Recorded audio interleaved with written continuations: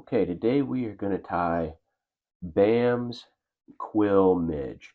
And if you've seen this fly tied somewhere else and it has a different name, let me know in the comments so I can put the right name on it. Um, but let's get started. So I love the TMC 2488 for this for small midge patterns. This is going to be a size 18, just so it's a little easier to see here in the vise. And then a tactical fly fisher, countersunk tungsten bead, 2 millimeters in silver. You could probably use a copper bead too if you want. I went with silver because I was trying to make it be like a killer caddis bead, but still have the weight of a tungsten bead to help it get down in the water. So just some black Vivus 10-aught thread to get started here. And if you like tying and fishing these small midge patterns, go ahead and give this video a like, um, because these can be a lot of fun to catch big trout on um, such a small fly. So go ahead and give that thread counterclockwise twist. Get that thread to be nice and flat. We're not going to make a bunch of thread wraps with this. We want a nice thin smooth body for the quill. So I like to go about there. I don't like going too far down into that hook bend. I don't want it to interfere with my hook set at all. So for the quill, I just have some Polish quills here in red, kind of going for kind of like a Juju Midge or Juju Batis red type, or even like a top secret. That red body, get that segmentation in there. So these quills, they got that tip there, and you can see that there's that black edge on there. That's going to be our segmentation. So I like to tie that. I'll switch to have that black part pointed up and then pointed away from me, so that my first wraps lay that black edge of the quill towards the back of the fly. So go ahead and just trim that tip off of there.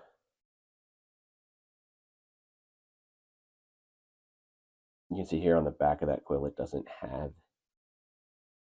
as predominant of a line for that segmented part of the quill.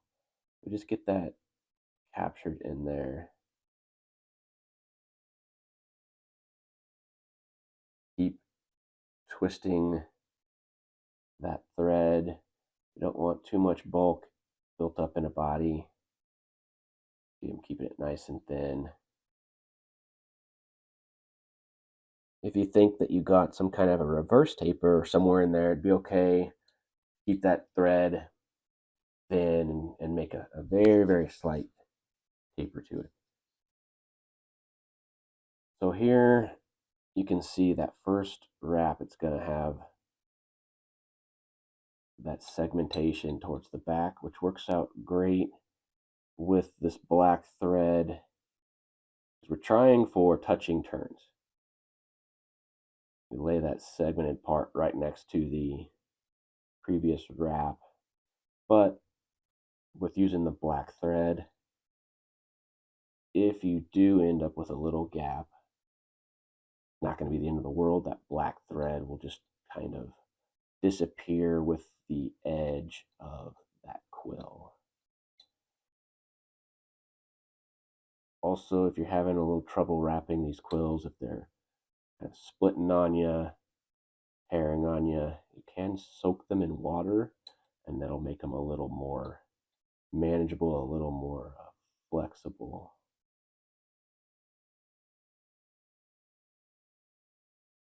All right, now that we're up here right behind the bead, and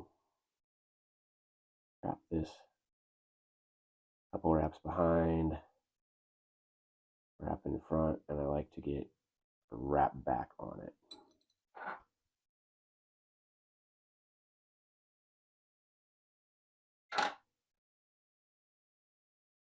Then I'll just cover up that tag because we will be putting a dubbed body or dubbed thorax on this.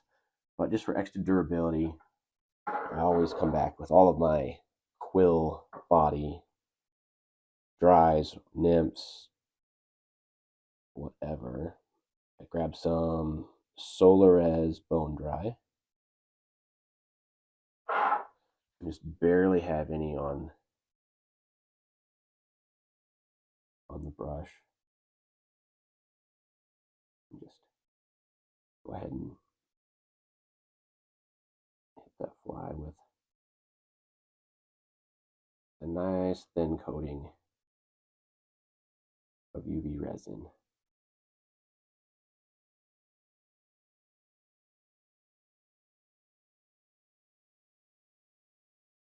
Set it all over. You don't want to build any bulk on this. You don't want a big amount of resin, just enough to coat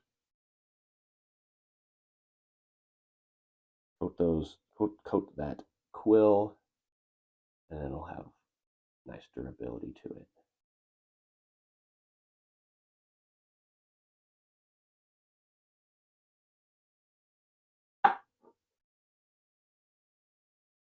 I like to get a nice base of thread over where I'm going to put my thorax. And for my thorax, I am just using some Squirrel SLF spiky dubbing. This is in a rusty brown color. I really like this stuff.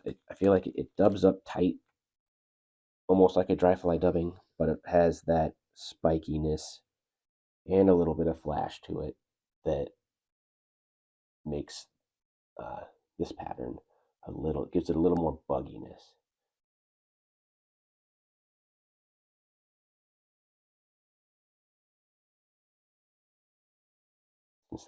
Since this is a nymph pattern, I like having it a little bit more buggy than using a dry fly dubbing, which a lot of these really small midge patterns, you end up needing to use a dry fly dubbing just so you can get the thorax and not just be all over the place.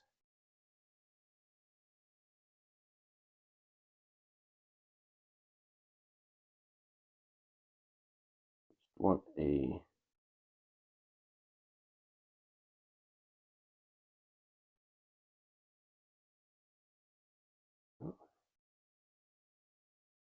go too far back there.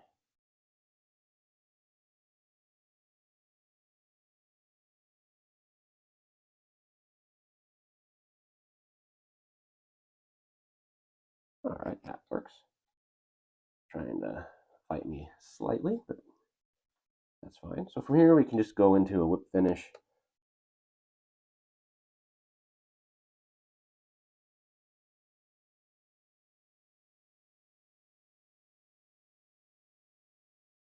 I like to, if I can get a nice 3-turn whip finish in there, I like to come back and put just a 2-turn on top of that, just to really make sure that nothing comes undone. You could also use a little super glue. But then there you have Bam's Quill Midge, which may or may not be what it's actually called. If you know what this fly is actually called, go ahead and tell me in the comments. Let us all know, and drop a like on this video, and don't forget to subscribe. Thanks.